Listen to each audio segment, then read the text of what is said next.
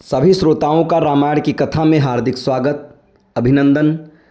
आज के प्रसंग में वनगमन पूर्व राम के द्वारा दान बताया जाएगा। बढ़ते हैं कहानी की तरफ। बड़े भाई राम की आज्ञानुसार लक्ष्मण गुरु वशिष्ठ के पुत्र सुयज्ञ को अपने साथ ले आए।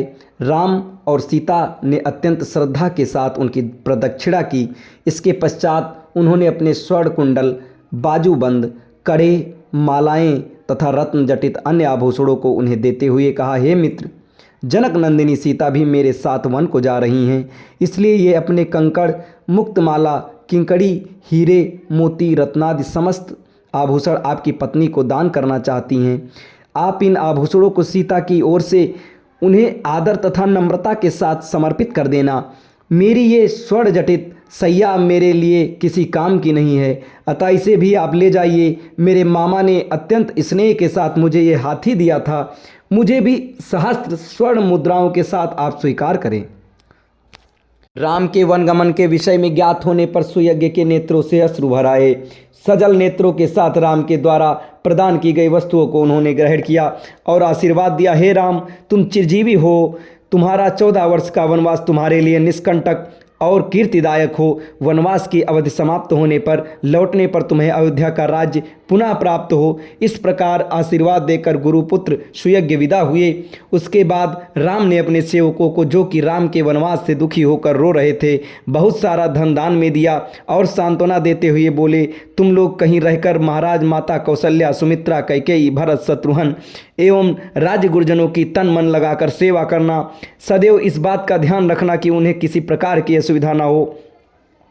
फिर राम ने अपनी समस्त व्यक्तिगत संपत्ति को मंगवाकर सीता के हाथों से उसे गरीब, दुखी, दीन दरिद्रों में बंटवा दिया। राम और सीता के द्वारा मुक्त हस्त से दान दिए जाने की चर्चा सारे नगर में दावानल की भांति फैल गई। उन दिनों अयोध्या के समीपवर्ती एक ग्राम में गर्ग गोत्री त्रिजटा नाम की एक तपस्वी ब्राह्मण निवास करता था। उनकी बहुत सी संतानें थी और वह अत्यंत दरिद्र था। उसे अपनी गृहस्थी का पालन पोषण करने में अत्यंत कठिनाई होती थी।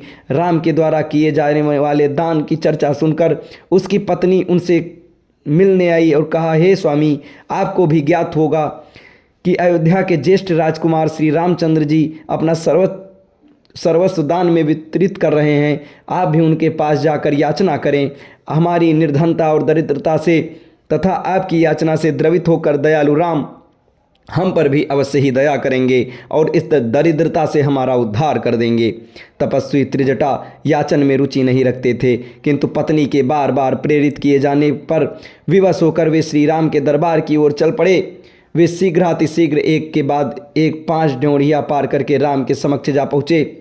उनकी तपस्या जनित तेज और ओज प्रभावित राम बोले, हे तपस्वी, हे ब्राह्मण देवता, आपका हृदय तीव्र गति से स्पंदित हो रहा है और शुभ्र भाल पर श्वेत कण झलक रहे हैं। ऐसा प्रतीत होता है कि आप बड़ी दूर से तीव्र गति के साथ चले आ रहे हैं। आपकी वेशभूषा आपके धन का अभाव का परिचय देता है, अतः आपने अपने हाथ में जो दंड रखा है उसे आप अपना पूर्ण शक्ति के साथ फेंकिए। ये दंड जहाँ पर जाकर गिरेगा, आपके खड़े होने से उस स्थान तक जितनी गौएं खड़ी हो सकेंगी मैं आपको अर्पित करता हूँ और उन गौओं के भरण पोषण के लिए भी पर्याप्त साधन जुटा दूंगा। इस आदेश को सुनकर त्रिजटा ने पूरी शक्ति के साथ दंड फेंका। दंड सरयू नदी के दूसरी पार जाकर गिरा। राम ने उसके बल की सराहना की तथा उसे अपनी प्रतिज्ञा अनुसार गौएं दान में दी।